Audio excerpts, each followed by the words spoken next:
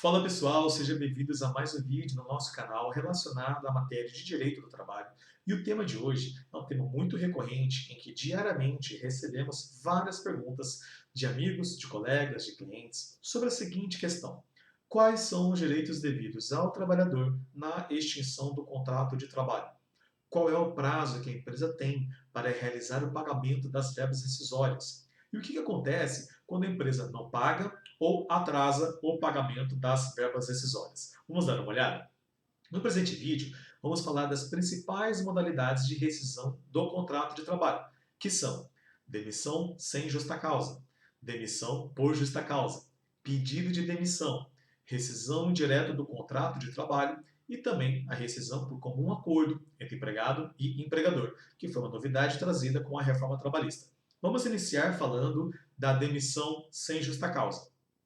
A demissão sem justa causa ela é um ato promovido pelo empregador e é considerado pela doutrina e pela jurisprudência como um direito potestativo da empresa, do empregador, em que ela pode demitir um determinado funcionário sem justo motivo. E neste caso, as verbas devidas ao trabalhador são todas as verbas trabalhistas na sua integralidade, que são saldo de salário referente aos dias trabalhados, aviso prévio, férias vencidas e proporcionais acrescidas do terço constitucional, 13º salário integral e proporcional, o saque do FGTS, a multa indenizatória de 40% sobre o saldo total do FGTS e também o seguro-desemprego. Aproveitando esse gancho, dessas verbas devidas ao trabalhador, vamos também falar da rescisão indireta do contrato de trabalho, porque neste caso são devidas as mesmas verbas como se o empregado tivesse sido demitido sem justa causa. Mas no caso da rescisão indireta do contrato de trabalho, ela é um ato promovido pelo trabalhador, pelo empregado, em razão de que a empresa, de que o empregador cometeu alguma falta grave que tornou impossível permanecer na relação empregatícia. As hipóteses previstas que autorizam o empregado a promover ou então a postular a rescisão indireta do contrato de trabalho encontram-se previstas no artigo 483 da CLT. E são várias hipóteses que autorizam o empregado a postular a rescisão indireta.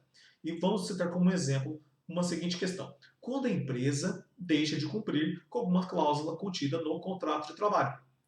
Por exemplo, a empresa reiteradamente paga os salários com atraso, ou então paga parcialmente o salário, não faz o recolhimento do FGTS, ou então exige serviços superiores à capacidade física ou intelectual de um determinado funcionário.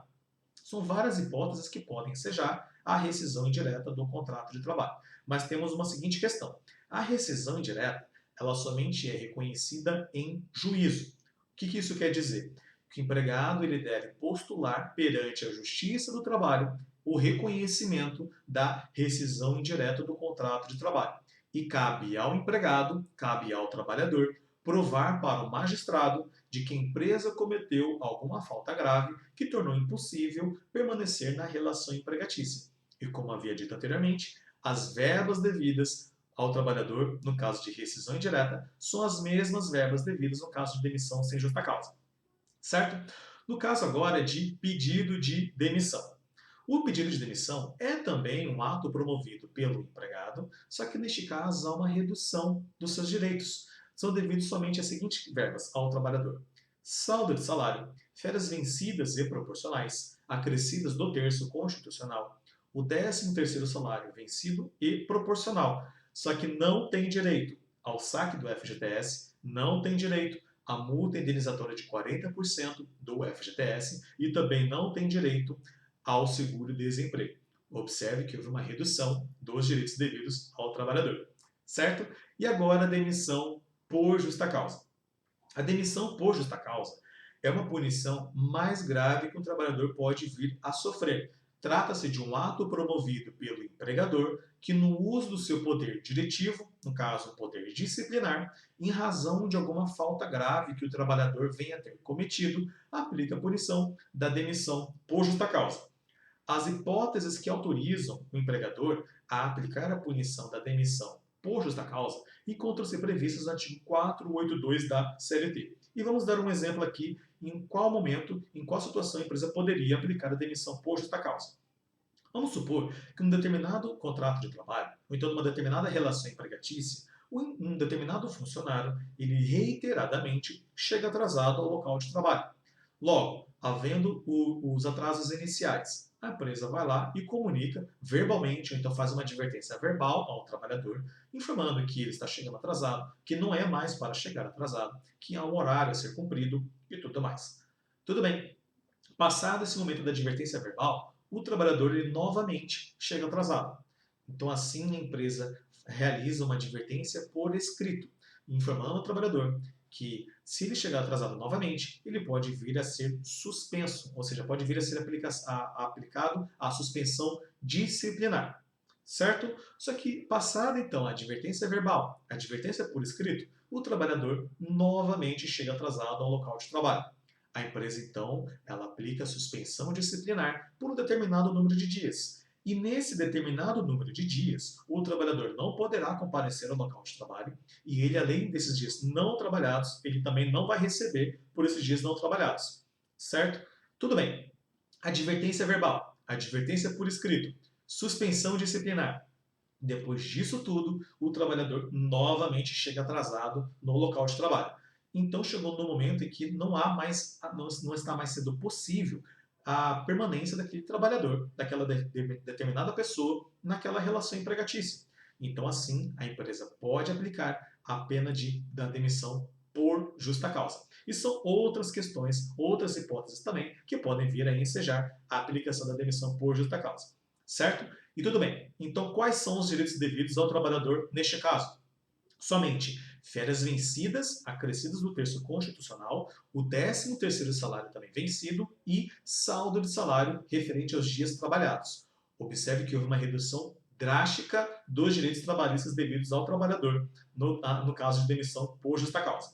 Vamos falar agora também da rescisão por comum acordo entre ambas as partes, que foi uma novidade trazida com a reforma trabalhista.